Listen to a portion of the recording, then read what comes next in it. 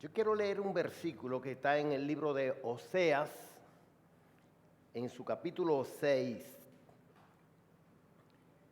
es el versículo 4. Profeta Oseas, capítulo 6, verso 4. Dice así la palabra de Dios. ¿Qué haré a ti, Efraín? ¿Qué haré a ti, oh Judá? La piedad vuestra es como nube de la mañana y como el rocío de la madrugada que se desvanece.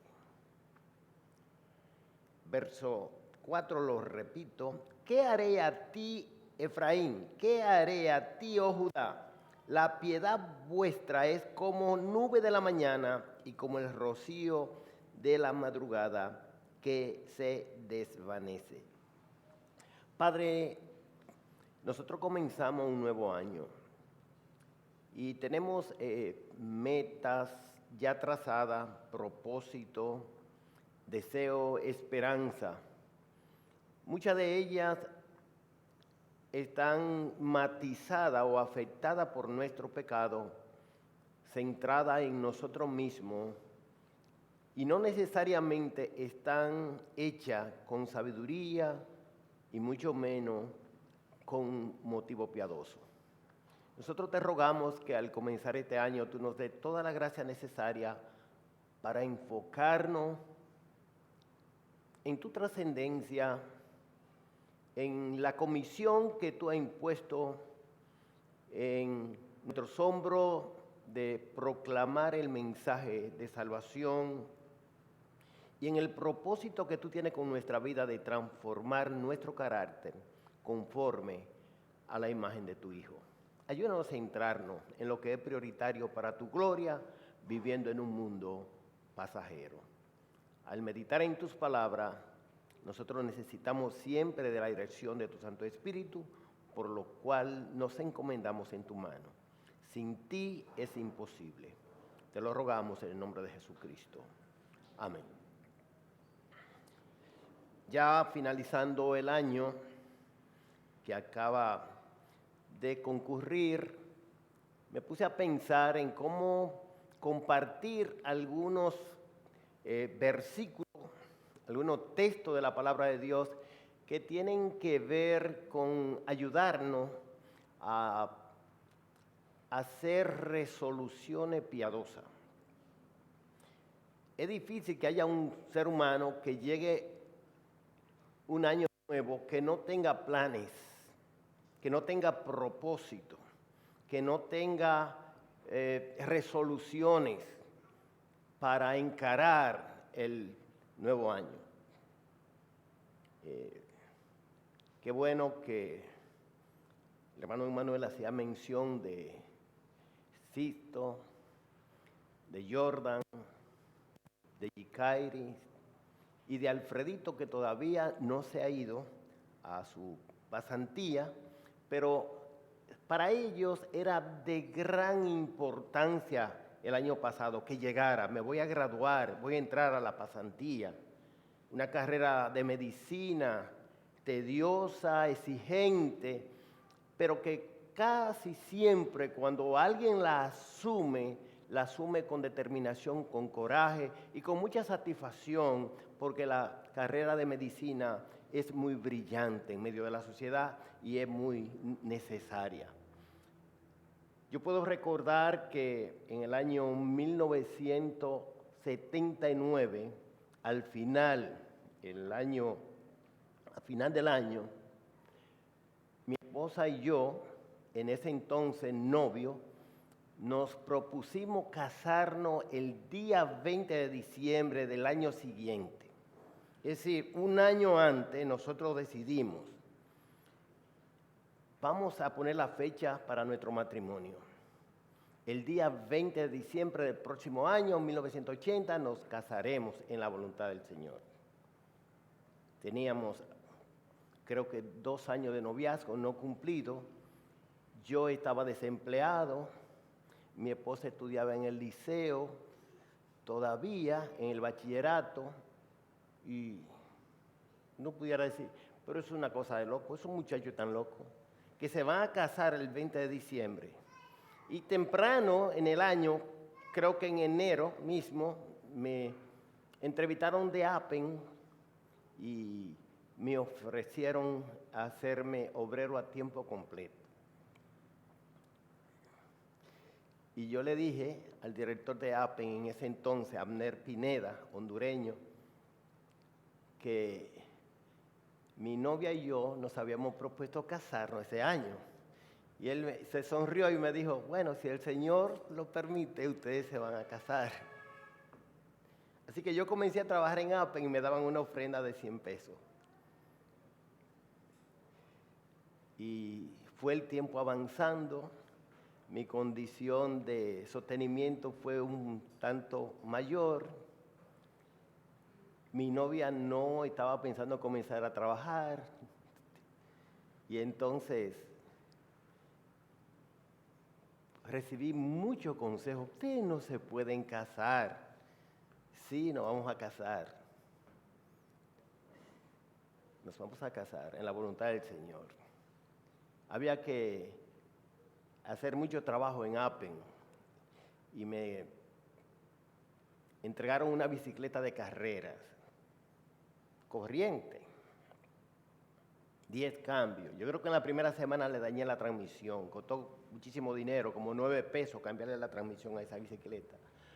Pero eso era muy tedioso, andar la capital entera, que no era tan grande en ese entonces, pero era tedioso. Ir a Los Minas a buscar una ofrenda de 100 pesos, de $1, agarrar todas las callecitas del ensanche Espaillá, donde doña Monguita, donde doña Fulana, que daban $1, y ellos guardaban su ofrenda ahí, lo de la Batalla de la Fe y lo de Appen. Y así surgió la idea, una motocicleta hay que comprar. Hay que orar por una motocicleta. Dígame usted, uno ganando 100 pesos y ahora necesita una motocicleta. Hay que orar por eso. Y yo me acuerdo que dibujamos una motocicleta y Belki la puso en un lugar en su casa para ella orar por eso, y eso era un proyecto. Y la iglesia oraba para que el Señor provea una motocicleta.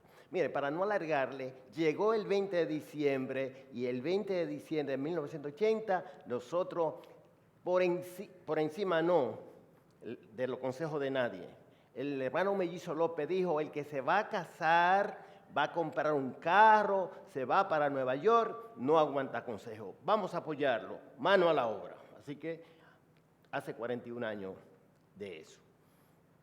Pero eso tuvo un principio de una determinación, de un plan, que no siempre yo puedo citar a Elpidio, no puedo citar a Belkis, no puedo imaginarme cuántos planes he hecho que no he podido lograrlo y que tal vez por carencia de determinación no hemos podido lograr. Pero hermanos, hermanas, es imposible prácticamente que usted logre algún objetivo si no lo planifica.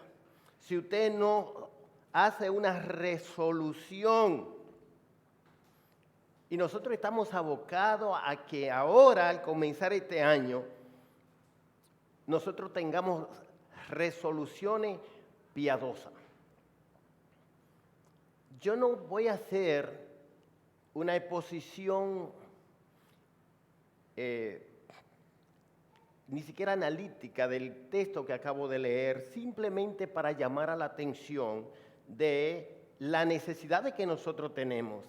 El versículo 4 del profeta Oseas, del capítulo 6, ¿qué haré a ti, Efraín? ¿Qué haré a ti, oh Judá?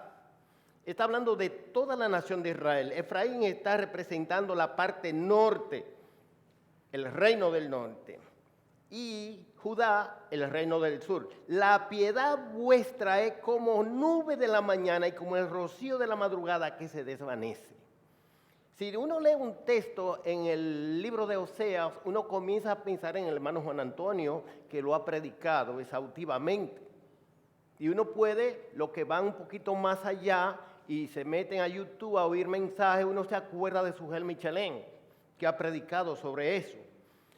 Y lo que sí es que en el pueblo de Israel fue siempre un pueblo religioso. Ellos no se descuidaban de sus afanes religiosos, pero su piedad era muy distante. Por eso Isaías le dice, este pueblo del labio me honra, mas su corazón lejos está de mí. Y en la época de Osea era lo mismo. Era una situación de impiedad, carencia de piedad, pero matizada por práctica religiosa, combinada con adoración idolátrica y con carencia de conciencia. Imagínense que el profeta tiene que decir, le dice, canas le han salido y él no lo supo. Canas le han salido, le han afrentado y ellos no se han dado cuenta. Es decir, están adormecidos.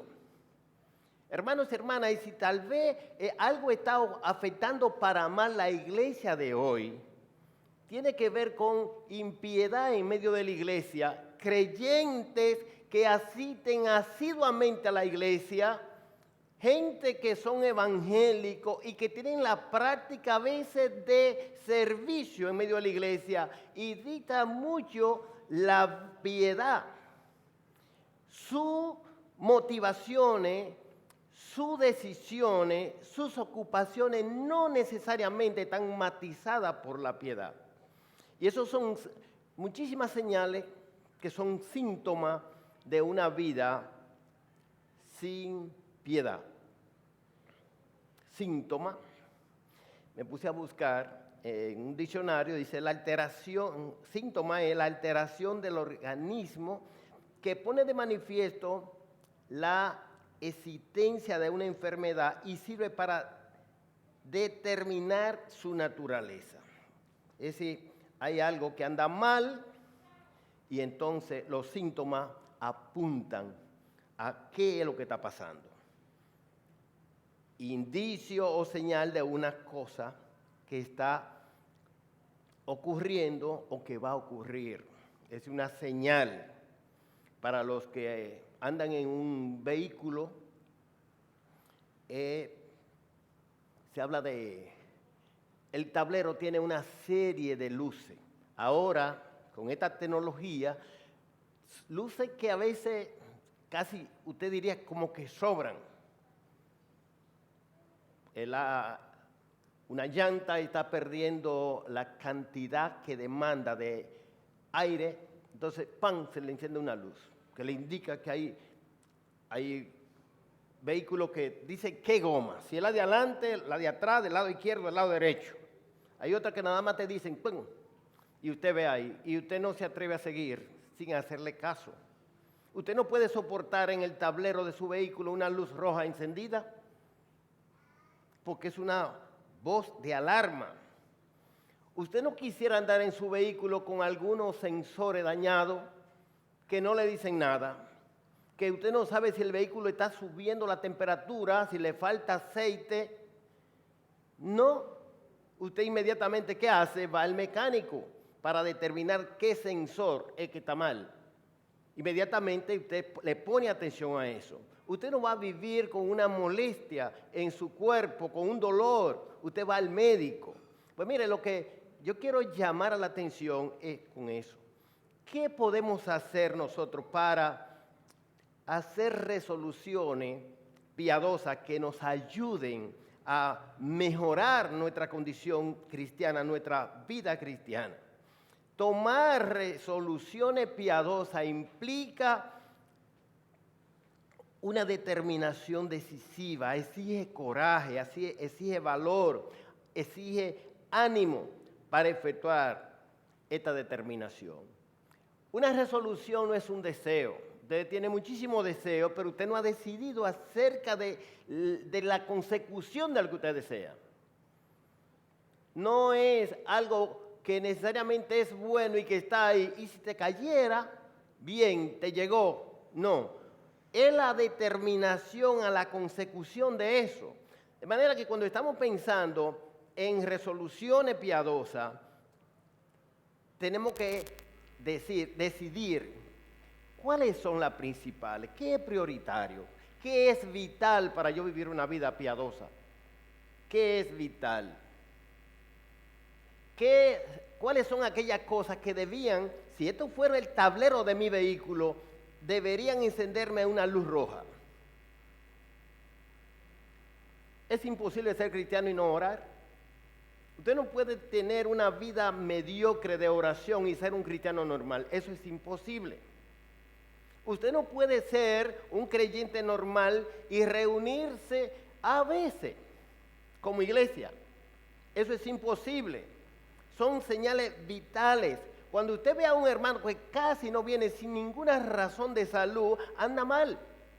Porque ahí inmediatamente el sensor de la piedad se dispara, se enciende.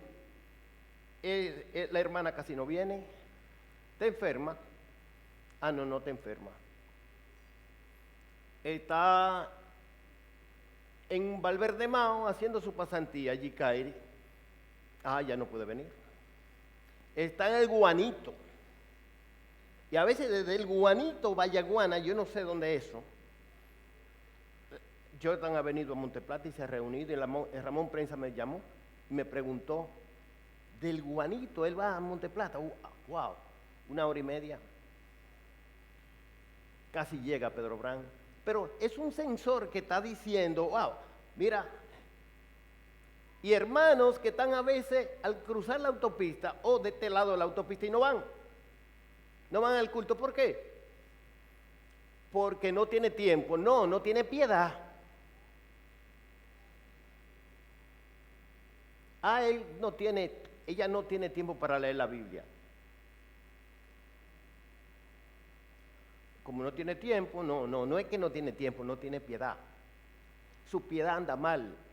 Yo quisiera que nosotros nos ocupáramos de esas 3 resoluciones. Si no llego, porque el tiempo llegó primero que yo con el tema, entonces lo dejo y seguimos en la semana que viene.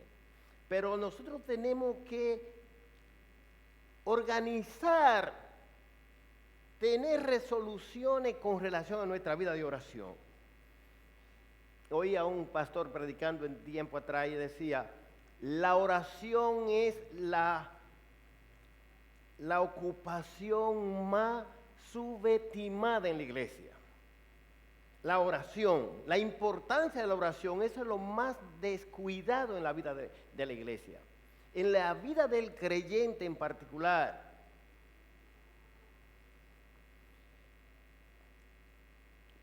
El escritor del Salmo 55, vamos a verlo, él tiene una resolución acerca de orar, el versículo 17 del Salmo 55, que nosotros pudiéramos valorar para seguir su paso. ¿Cómo dice el versículo 17? Tarde y mañana y a mediodía oraré y clamaré, y él oirá mi voz. Es decir, que aquí está el salmista con una determinación, con una resolución. Yo voy a orar.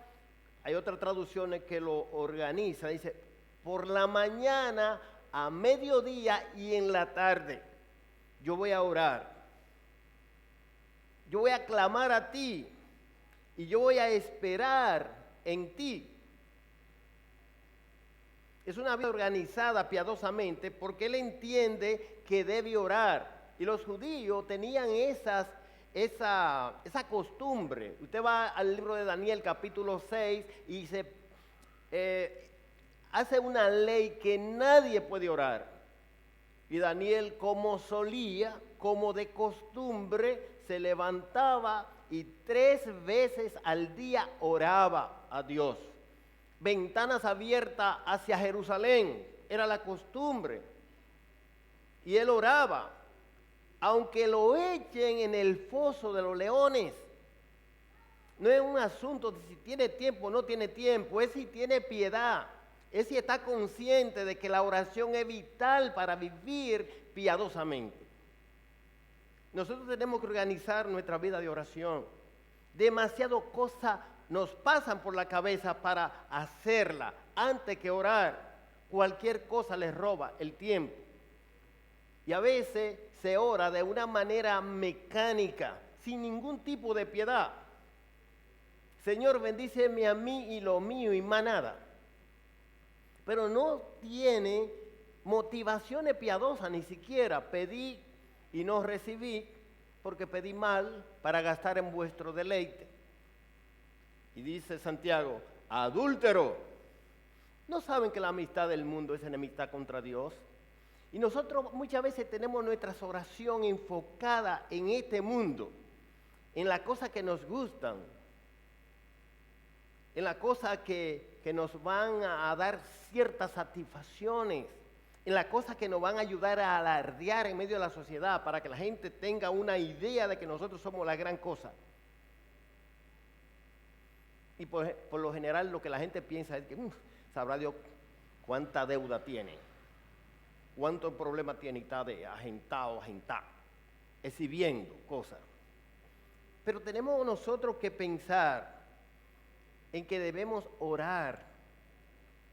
La Biblia dice, porque orar, en la oración modelo, vosotros oraréis así. Padre nuestro que estás en los cielos, santificado sea tu nombre. Esa es la prioridad de la oración. La majestad de Dios, su gloria. En segundo lugar, venga tu reino. Es el programa de Dios. Lo que importa es el programa de Dios, no es el nuestro. Pero tiene que haber una organización. Nosotros al comenzar este año, si queremos orar de una manera piadosa, tenemos que pensar en que tal vez tendremos que acostarnos un poquito más tarde para poder levantarnos de mañana, si es que usted ora por la mañana. Acostarnos un poquito más tarde porque necesitamos dedicar un mayor tiempo a la oración. Pero durante el día, ¿y cómo yo oro? Yo paso 8 horas continuas de trabajo y alguna hora en la pandemia 12 horas o más. Y como tienen la oficina en su casa, están trabajando el día entero. Pero eso no es piadoso. No me diga que no habrá un momento para usted sacarlo y orar. Ahora se ora hasta por Zoom. No que le vemos la oración a Dios a través de Zoom, pero sí nos reunimos con otros hermanos para orar y nos comunicamos vía Zoom. Yo recuerdo que en una ocasión, siendo empleado, habían algunos hermanos que trabajábamos juntos y como teníamos una hora de almuerzo, de descanso, de reposo, nosotros apartábamos 10 minutos y nos reuníamos en una oficina y ahí orábamos. Orábamos por la empresa también y no le robábamos un minuto a la empresa. Pero ahí tiene que haber una planificación, tiene que haber una organización. Hay hermanos que a veces se pasan el día entero y no oran. Que ni se santiguan, como dicen los católicos, al comer. ¿Son evangélicos? Bueno, ellos dicen que son evangélicos y van a la iglesia. Yo lo de adelante. Hermanos y hermanas, nosotros tenemos que pensar seriamente en las razones que la palabra de Dios nos da. Santiago dice en el capítulo 1, verso 5, y si alguno tiene falta de sabiduría, ¿qué debe hacer? Pídala a Dios, el cual da abundantemente y le será dada. Es decir, en medio de aflicción, en medio de circunstancias adversas, en pruebas, debemos orar pidiendo a Dios gracia, sabiduría, que Él no nos va a dar prueba que no podamos soportar, sino que juntamente con la prueba, con la tentación, va a dar la salida, la vía de escape para que podamos soportar. Y debemos en oración pedir por eso. A veces hay situaciones difíciles y necesitamos la colaboración de otros. Como decía el apóstol Pablo, yo les ruego que me ayudéis orando. Daniel necesitó la ayuda de sus amigos cuando estaba en apuro y ellos se reunían para orar por este asunto y la revelación del sueño del rey le fue revelado. Y nosotros tenemos que abocarnos a eso, a unirnos en oración. El apóstol Pedro dice que debemos velar y ser sobrios, porque vuestro adversario el diablo anda como león rugiente alrededor vuestro buscando a quien devorar. ¿Y cuál arma vamos a utilizar? Si usted va a Efesios capítulo 6, hablando de la armadura de Dios, ¿cómo concluye? Orando en todo tiempo, con toda perseverancia y súplica, por todos los santos. Es decir, nosotros necesitamos orar porque el diablo nos está acechando, nos puede meter el pie en cualquier momento y caer nosotros por descuido. Necesitamos orar continuamente, velar y orar para que no entréis en tentación, dijo el Señor a su discípulo. Y el salmista en el Salmo 28, me encanta, el versículo 1 dice: oh Jehová, no te desentiendas de mí. No sea que dejándome tú, sea yo semejante a los que descienden al Seol. A mí me encanta porque el salmista tiene como la idea, yo a veces pienso de un niño, como que es un niño que necesita ser cuidado de cerca. A ti clamaré, oh Jehová. Salmo 28:1. A ti clamaré, oh Jehová, roca mía. No te desentiendas de mí, para que no sea yo, dejándome tú, semejante a los que descienden al sepulcro. Para llevar un poquito suave a los nietos, no voy a mencionar el nombre, pero a veces hay niños que usted lo deja y están tranquilitos, y ellos están en la habitación suya, y usted no lo siente, y después, pero ¿y dónde está fulana? Y entonces, corriendo, y entonces te va a la habitación, lo encuentra con unos tacos puestos, se ha maquillado por toda parte. Hay algunas que se cortan hasta el cabellito y están en el espejo ahí. ¿Por qué? Porque la madre, porque el padre, porque el tutora se descuidó un poquito. Pues mire, el salmista ve que él es así como ese muchacho, como esa niña. Señor, no te desentiendas de mí. Tú me dejas. Yo soy capaz de hacer lo que cualquier ser humano que está en La Victoria, en Najayo, haría. Entonces, nosotros necesitamos orar por un carácter santificado. Los hombres y mujeres piadosas así lo hacían.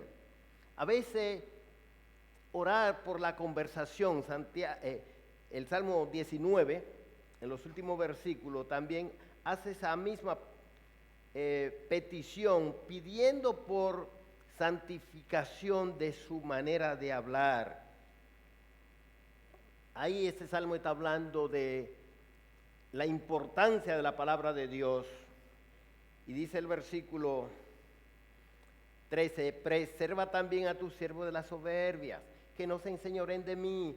Entonces será íntegro y estará limpio de gran rebelión. Sean gratos los dichos de mi boca y la meditación de mi corazón delante de ti, oh Jehová, roca mía y redentor mío. Que sean agradables, que sean sazonados con sal, que no corrompan. Es decir, nosotros tenemos que orar por nuestro carácter, para que el Señor lo santifique, para que el Señor nos dé sentido de piedad y de conciencia, como los sensores que se disparan cuando algo anda mal. Tenemos la necesidad imperiosa de orar por el progreso del Evangelio. Venga tu reino. Tesalonicense, en la segunda carta, el versículo 1 del capítulo 3 dice: orad por nosotros, dice el apóstol Pablo, para que la palabra corra y sea glorificada, así como lo fue entre vosotros. Cuando creció la iglesia primitiva, hubo murmuración de los griegos acerca de sus viudas que eran desatendidas en la distribución diaria de alimentos. Y dice el apóstol Pedro, los apóstoles se pusieron de acuerdo y dice, no es justo que nosotros dejemos la palabra de Dios para servir a la mesa. Busquen hombre lleno del Espíritu Santo, de sabiduría, a quienes encarguemos de este asunto. Y dice el versículo 4 de Hechos 6, y nosotros nos ocuparemos asiduamente, nosotros nos dedicaremos a la palabra de Dios y a la oración. Cuando usted lee, el resultado es que la palabra de Dios crecía y el número de discípulos aumentaba grandemente en Jerusalén y muchos de los sacerdotes habían obedecido a la fe. Es decir, hay resultado cuando una iglesia ora. Hay resultado cuando una iglesia ora piadosamente. Nosotros tenemos que importantizar, hermanos y hermanas, no es verdad que nosotros oramos poco porque tenemos poco tiempo. Nosotros oramos poco porque tenemos falta de piedad. Sencillamente, usted quiere ver que el termómetro de la piedad le diga cómo usted anda, analice su oración. Y cuando usted va a orar, mire el reloj para que usted vea qué hora es. Y cuando usted termine de orar, vuelve y mire el reloj a ver qué tanto tiempo usted ora. Fíjese, para que usted mida no simplemente la calidad de oración, el tiempo de oración que usted pasa. Porque pudiera ser que la oración refleje que su piedad es como la de los judíos en la época de Osea. Es como nube de la madrugada, es como el rocío de la mañana que desaparece. Y usted ora así, una oración relámpago. Y ya, usted cumplió. Y no vuelve a orar hasta que tenga problemas. Debemos nosotros organizarnos para eso. Escoger un lugar de oración, escoger tiempos, escoger amigos, hermanos que son sus amigos más cercanos, para orar, a quien usted le cuenta cosas que no se le contaría a cualquiera. Este año yo me he propuesto que la iglesia venga de lunes a viernes a orar. En el día, usted coge la hora, usted se pone de acuerdo con alguien y quiere orar. Si usted está distante, usted dice, no, yo voy a orar, me voy a comunicar con el hermano o la hermana fulana por Zoom y vamos a apartar tiempo para orar. Hermanos y hermanas, nosotros no vamos a construir nada de templo, ni vamos para ningún lado si esta iglesia no ora. Entienda eso.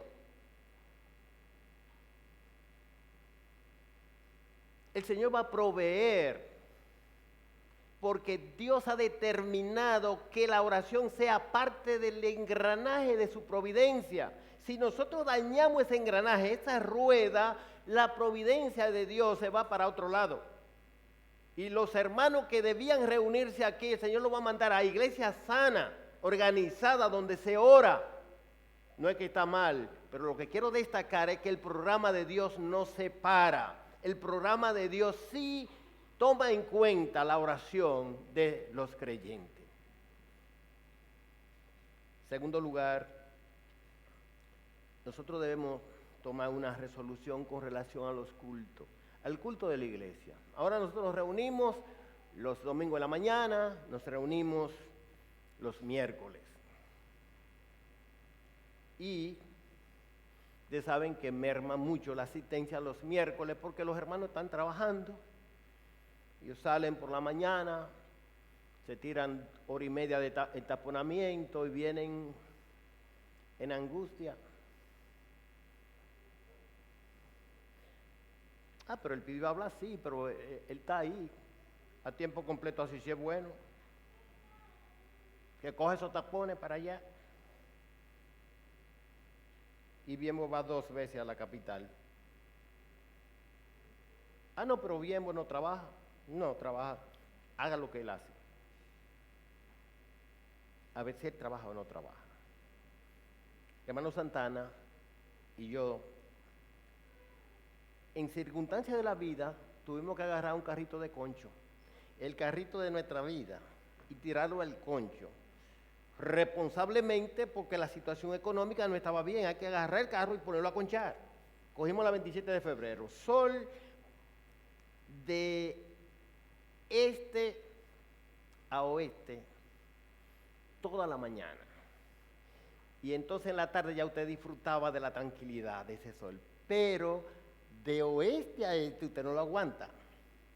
De manera que el Pidio era un monstruo. Ya usted imagina que la piel mía se tiñó de un brazo, que no ha vuelto a su nivel.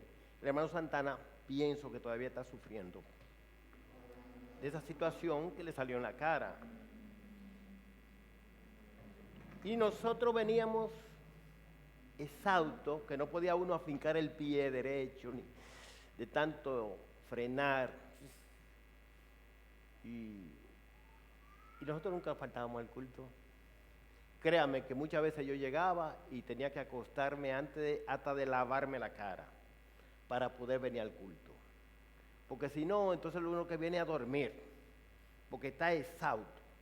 Pero nunca la iglesia puede decir que Santana y Elpidio dejaron de venir porque conchaban el día entero. Y nosotros trabajábamos con tesón. Nosotros hacíamos 800 pesos los lunes y los martes a 2 pesos.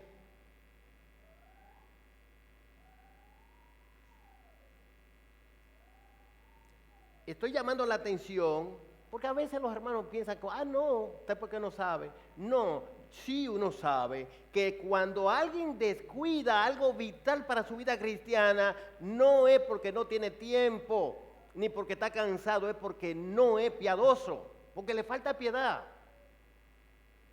Y no es que ande simple y llanamente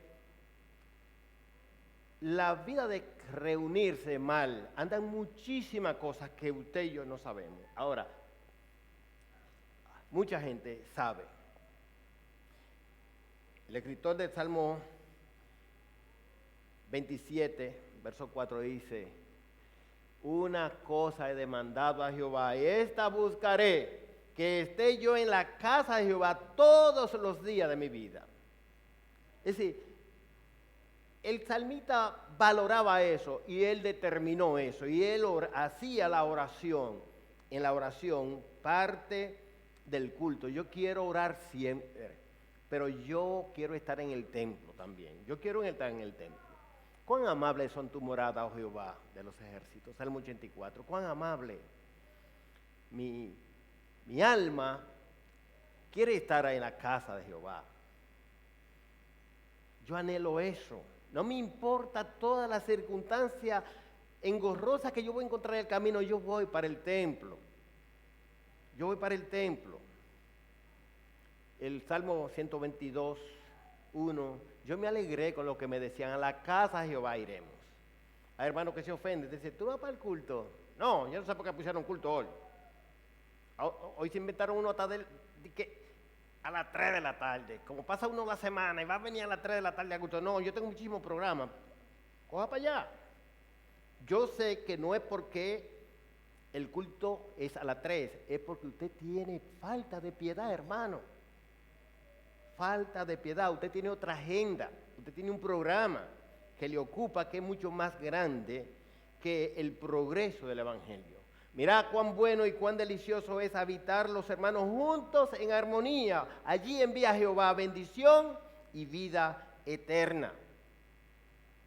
Considerémonos unos a otros para estimularnos al amor y a la buena obra. Hebreos 10, 24. No dejando de congregarnos como algunos tienen por costumbre, sino exhortándonos.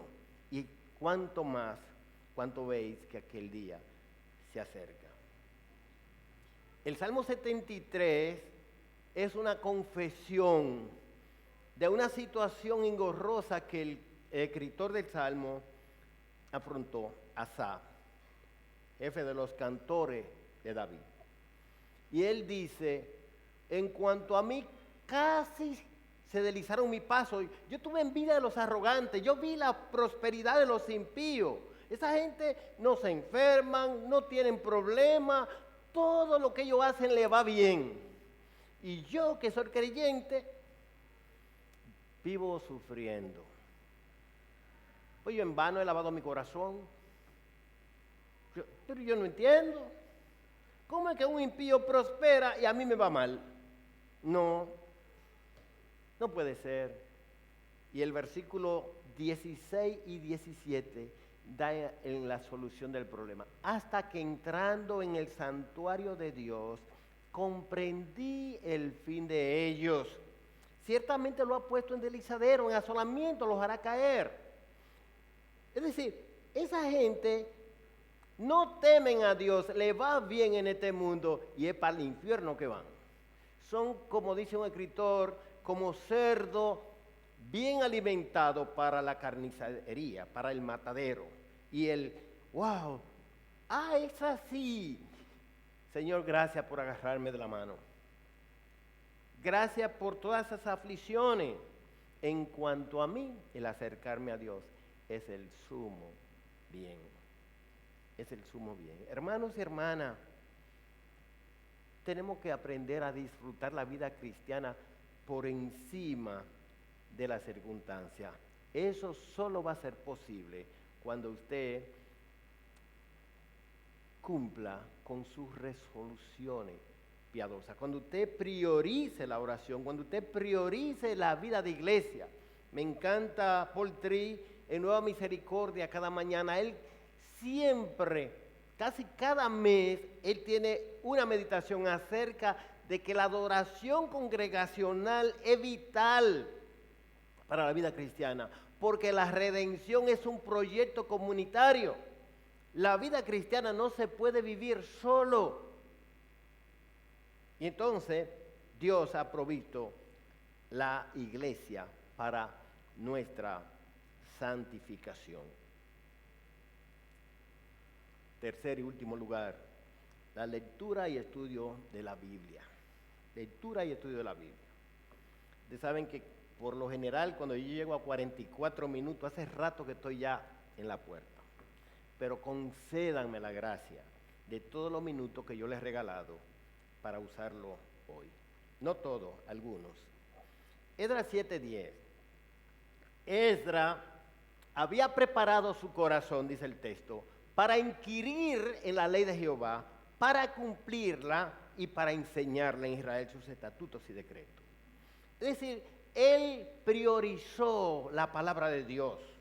Él quería entenderla, él quería vivirla, él quería enseñarla. Los apóstoles priorizaron la palabra de Dios. No es justo que nosotros dejemos la palabra de Dios para servir a la mesa.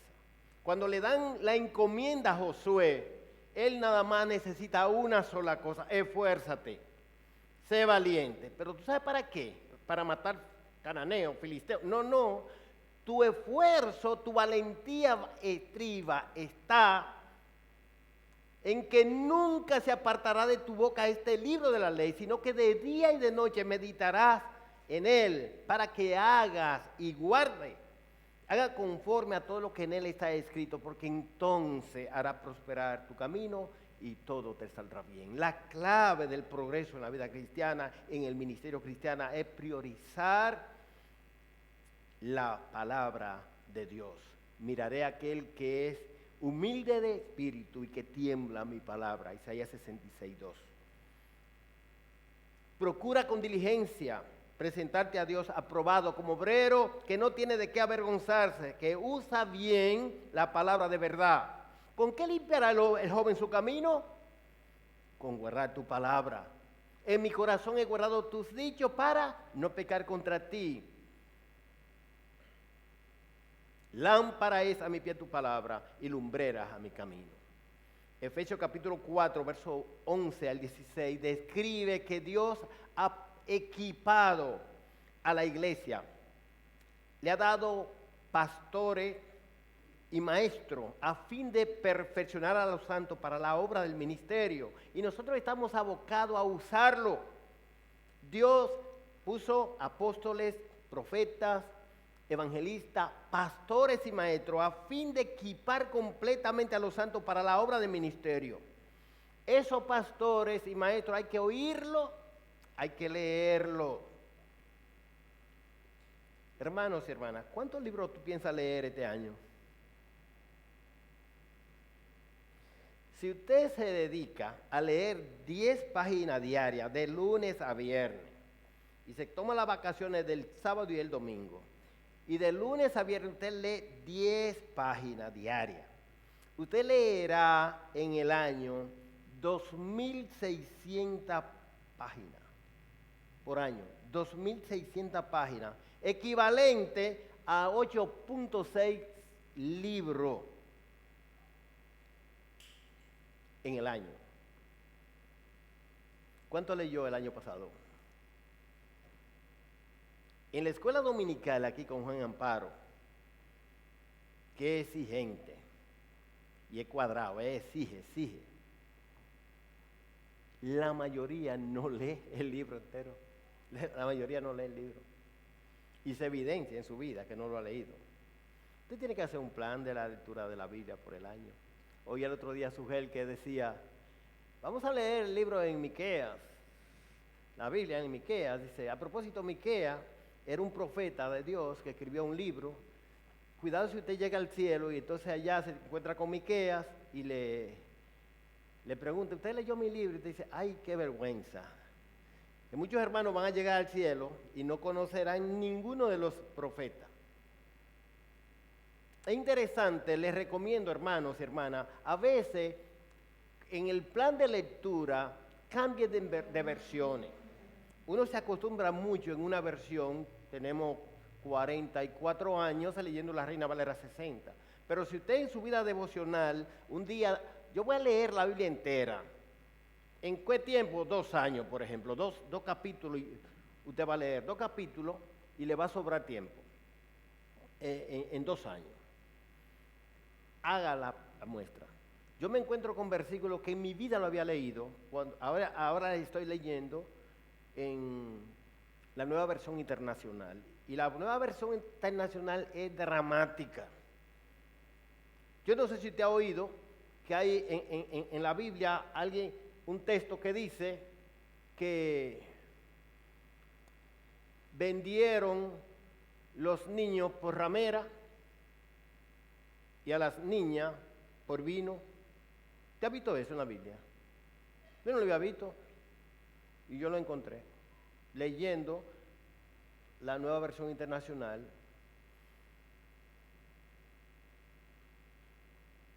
Por la forma en que lo traduce. A veces uno se acostumbra, hermanos y hermanas, pero tiene que priorizarlo. Este año vamos a tratar de arrancar en 2 años, para no ponerlo tedioso y que 1 año de la Biblia, no, en 2 años, 2 capítulos diarios, y le va a sobrar tiempo. Vamos a hacerlo.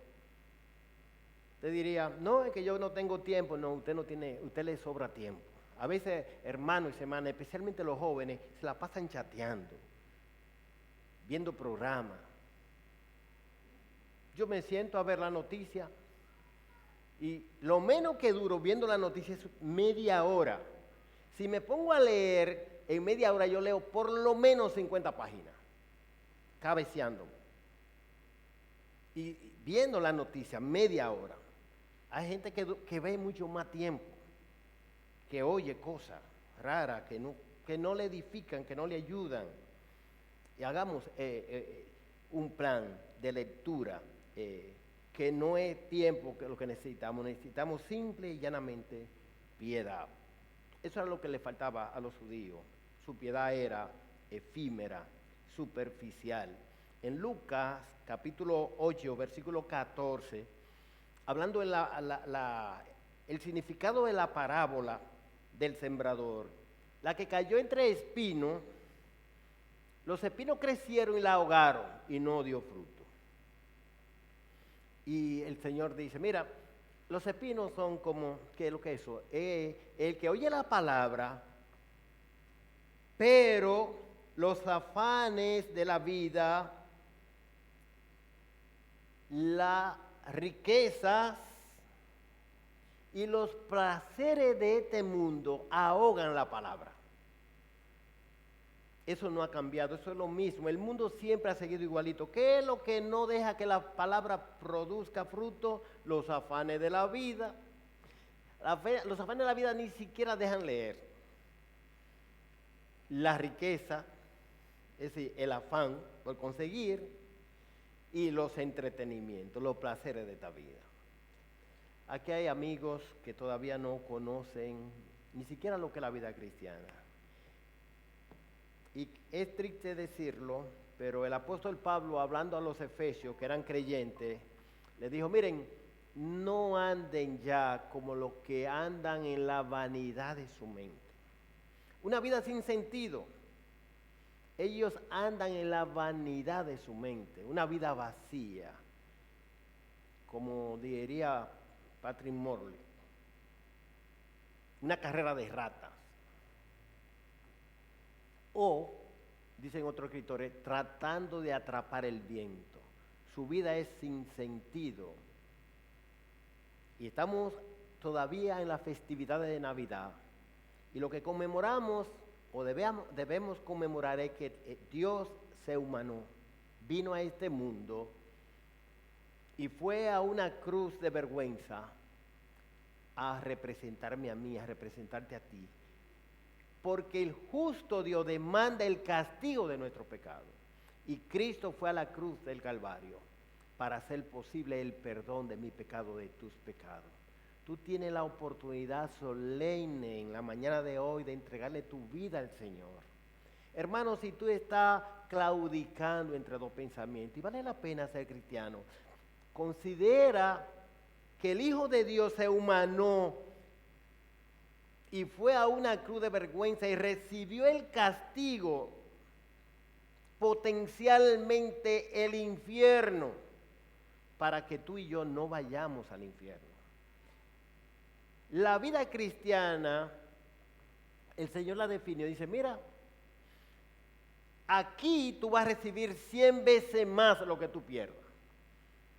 Y como si eso fuera poco, la vida eterna en el cielo, la vida eterna, tiene la necesidad imperiosa de humillarte delante de Dios y decirle, Señor, yo vivo una vida sin sentido, yo estoy perdido, yo vivo sin ningún rumbo y como quiera me voy a morir. A lo mejor ya tiene tu plan funerario garantizado, que no se garantiza nada en el COVID. Porque usted puede tener una buena funeraria contratada y entonces no lo pueden velar, hay que enterrarlo huyendo. Que el Señor te ayude a reflexionar. He aquí ahora el tiempo aceptable, he aquí ahora el día de salvación. Padre bendito, te agradecemos toda tu gracia a nuestro favor. Nos diste un año que a pesar, Señor, de las dificultades de la vida, tú nos has sostenido. Has mantenido esta iglesia abierta por más de 40 años. Nosotros queremos mejorar nuestro servicio a ti. Queremos honrarte con fidelidad. No queremos ser superficiales, no queremos tener una piedad que es como el rocío efímero. Fortalece nuestra vida. Y ahora, al tomar resoluciones piadosas, danos toda la gracia y el coraje para llevarla a cabo. Te lo rogamos en el nombre de Jesucristo. Amén. Muchas gracias, que el Señor le bendiga. Pasen muy buen día.